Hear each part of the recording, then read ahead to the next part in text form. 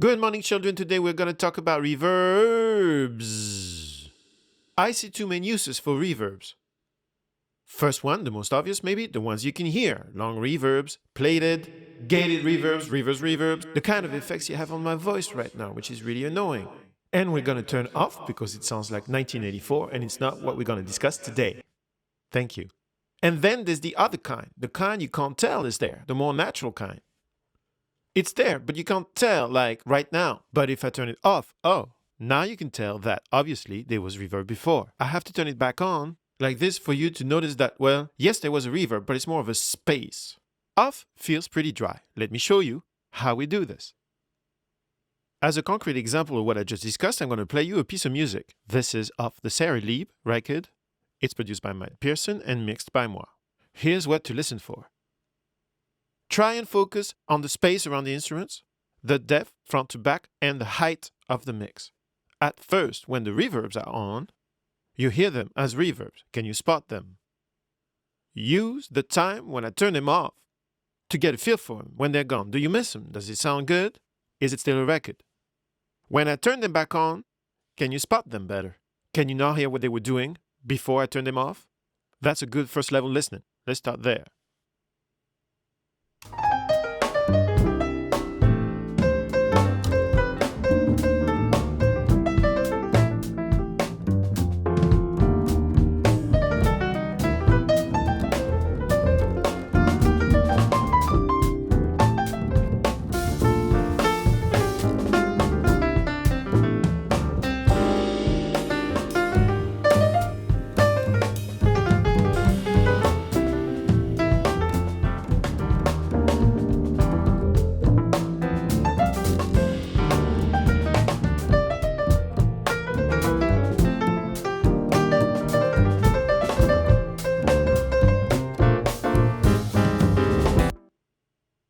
It's a pretty fun contrast between with reverb and without reverb.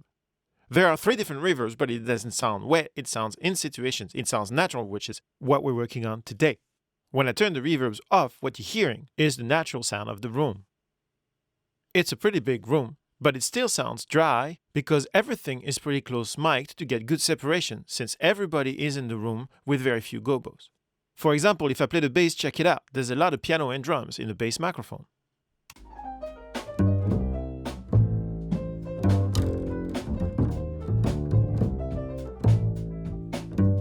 Now, it sounds good enough that it's not going to ruin the record, but I couldn't possibly put the microphone this far away from the bass because it would get so much bleed that it would ruin the sound of the record, so I had to put it this close. The problem with putting the microphone this close is that, well, it sounds this close. And I don't want to be this close to a bass, ever. So the point of this first reverb I'm going to show you is to do this. Not to do this, to do this. Try and move the instruments back a little bit. Very useful in this case. Also very useful on vocals when they've been recorded this close to the microphone. I call this first track The Office, and it sounds just like that. So it's a very short reverb or early reflections. I'm using the Oxford right here because it has a very strong early reflection section. Let's listen to the bass with and without, then I'll explain what it's about. This is flat.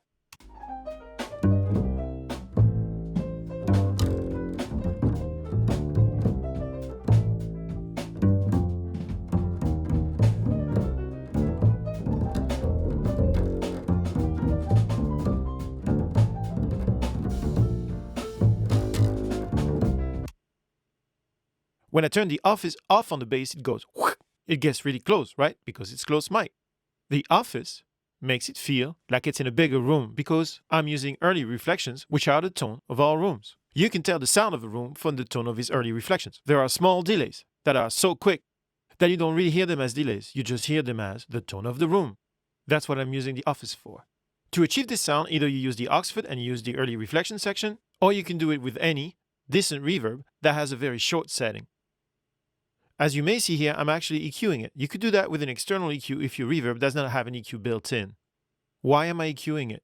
Well, I'm high passing it so that the bottom of the mix doesn't get muddy if I put bass or bass drum in it. Yes, I do put bass drums in my office. I'm low passing it to keep the high end clean in the same manner. I don't want it to shine. I don't want it to show. I just want it to do this. And the middle cut here is to make sure that the reverb sounds dull and does not attract attention to itself. I don't want to hear this stuff, I just want to feel it. Any decent reverb will let you do this. Short, clean, and out of the way. The second reverb in our trio lets me create depth in a mix. We've seen distance with the office, now we're here. We're going to create depth. Behind that instrument, it lets you elongate the instrument, make it not so dry, and also create space between the instrument and the back of the mix. I usually use a plate. Some people use chambers, especially lexicon fans. I like plates. This is the UAD plate. Now, length and color are up to you. It's a taste thing, but this is what it does. These are my overheads with the plate on it. Nothing but the plate. No office. First, width.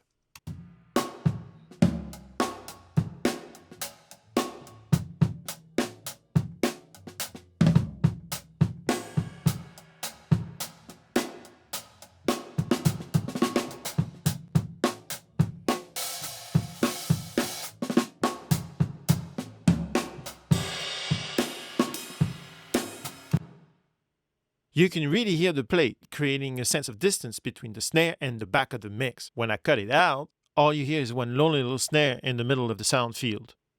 Don't worry if you don't have the UAD plate emulation, there are many plugins out there that sound good and do the same thing, more or less. Here's what you need to make absolutely sure of. First, make sure it's not too bright because it will attract attention to itself, which is the opposite of what we're looking for. Second, make sure it's not too fat. If it's too fat, it's going to muddy up your mix. Third, make sure the length of the plate is appropriate for your track. If you have a fast track, use a shorter plate so it doesn't bleed all over from hit to hit. If you have a slow track, make sure it's long enough that you don't hear it cut off between hits too much.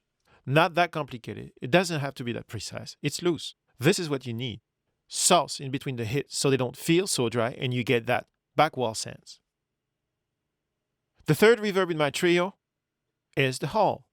I use a hall to create height because my brain, and probably your brain too, are preconditioned, like Pavlov dogs. We've been in halls, and we remember that when it sounded like that, there probably was a really high ceiling above our heads. We are simple human beings, after all. Let me show you. In this case, I'm using the Oxford Reverb because I know it very well, and I have a preset I've been using forever, and I'm way too lazy to create another preset in a different reverb since this one works for me just fine. You can do the exact same thing with any reverb that has a very nice hall, which is most of them, and enough control to high pass the bottom of it. This is what I'm doing right here. I'm removing the bottom. Why am I doing that? Well, I feel it gives me more of a sense of height if I don't hear the lows and just the highs. Here's the piano track with just a hall, no plate, no office, on first, off then.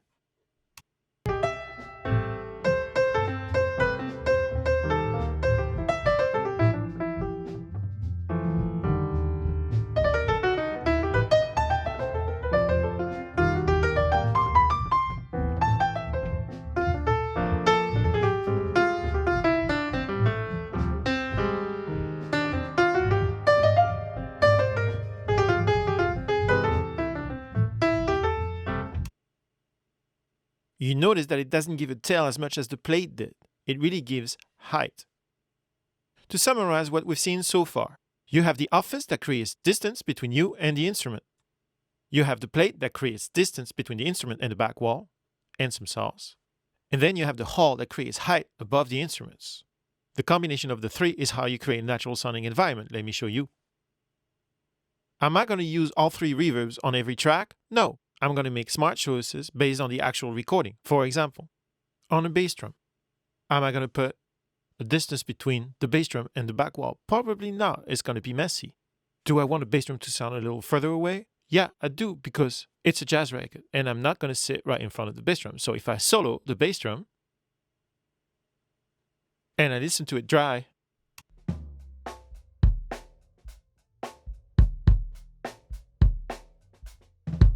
it could use a little distance.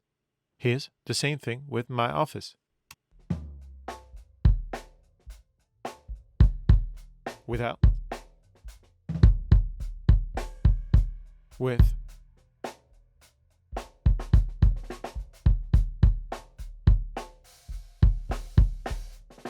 Same thing with the snare. I like the way the snare is. Plus the snare bleeds like crazy in the overheads. That's the whole point of overheads. So what I'm going to do with the snare, I'm just going to give it a little distance. This is without, with, without, with. If I add the overheads, on the overheads, what I'm doing is I'm adding the plate to create that for the whole set, and then the halt to create some height. Without the whole set, but without the reverb on the overheads.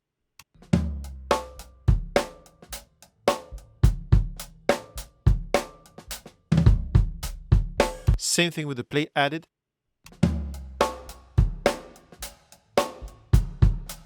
Could use a little less. It's nice. And then add the halt.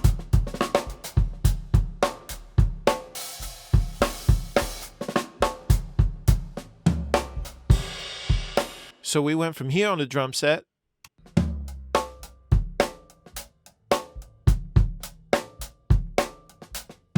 to here.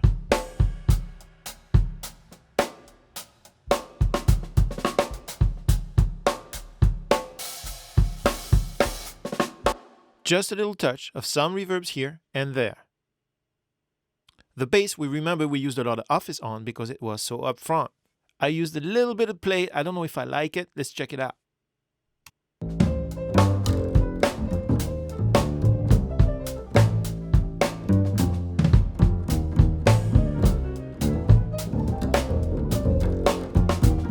I hear it. It's intrusive. Let's try less.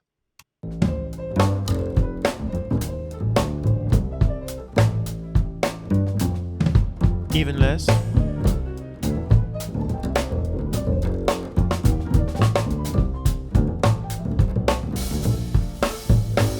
Now this is with no reverb whatsoever on the bass. Way too close, right? Add the office. That works.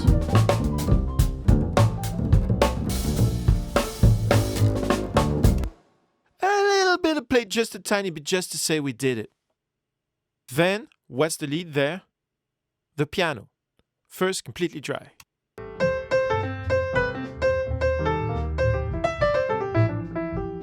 Sounds a little vulgar. Let's put some distance between him and me.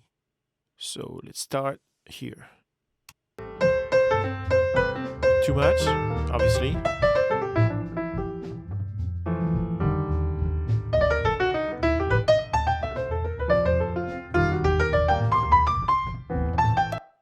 If you don't know when to stop, when it's too much or not enough, here's how to think about it until you form your own taste. Start with nothing, push it up. When you start hearing it, back it up a half dB. That's a good safe start. Back to the piano. This sounds good.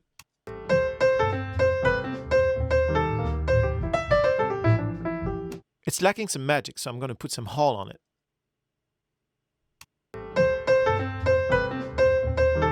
Too much.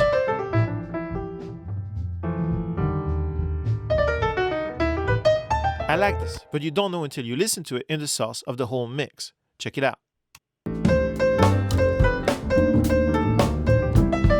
Could use more.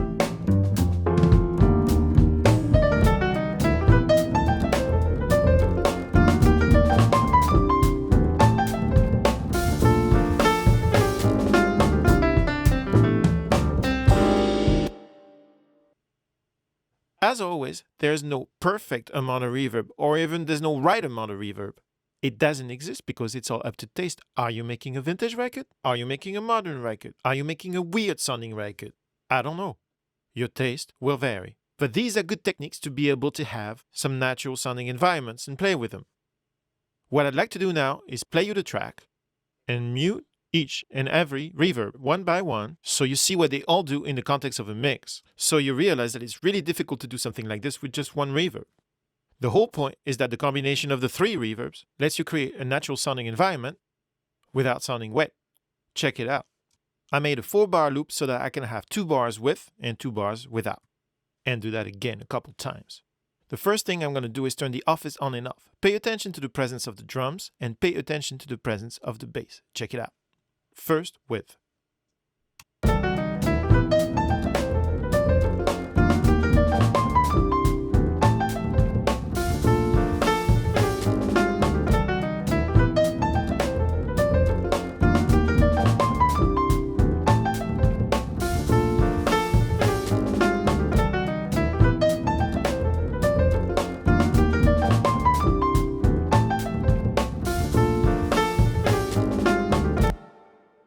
Pretty cool, right? Within the mix, even though everything else stays the same, the drums and the bass go nice. Now let's do the same thing. I turn the office back on. Let's do the same thing with the plate. I don't think I need to tell you what to listen for. It'll be pretty obvious.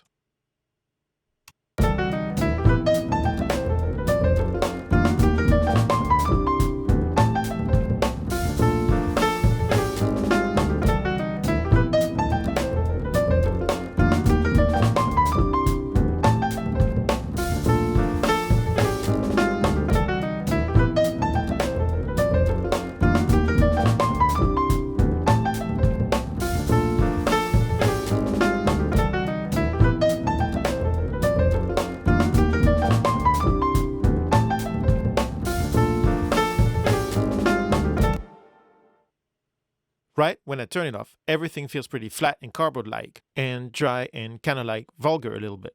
Let's move on to the hall.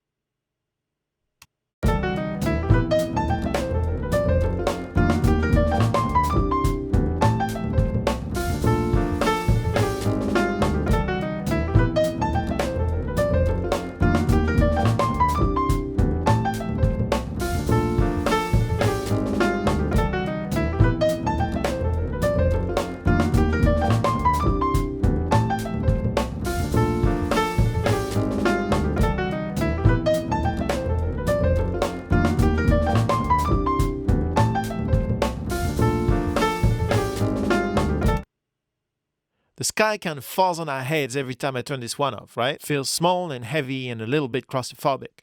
All the height is gone. Each and every one of these reverbs are crucial and bring one element to the sauce of the three. What I'm going to do now is play the same loop with all the reverbs and then without any reverbs at the beginning, so we get a sense for the journey we've come through using these three tricks. Check it out.